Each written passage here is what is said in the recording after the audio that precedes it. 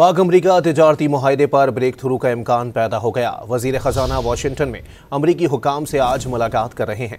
हुकाम के मुताबिक ट्रंप टैरिफ के तहत बातचीत कामयाब होने का इम्कान है। ज़राए का कहना है कि अमरीका और पाकिस्तान के दरमियान नया तिजारती मुआहदा आज मुतवक्के है।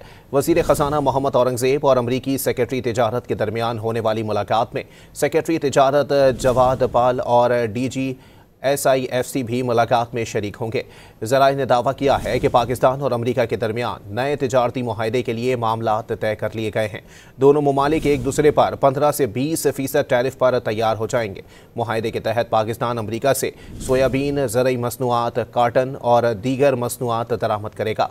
वज़ीर ख़ज़ाना मुआहदे को हतमी शक्ल देकर अमरीका से आज रात ही पाकिस्तान रवाना हो जाएंगे।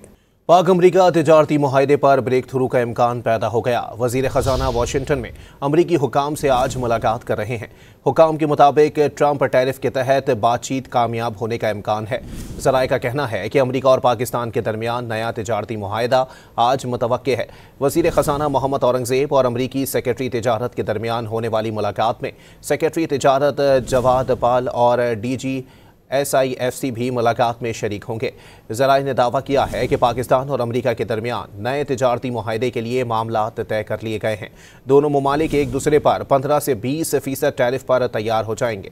मुआहदे के तहत पाकिस्तान अमरीका से सोयाबीन, ज़रई मसनूआत, काटन और दीगर मसनूआत दरामद करेगा।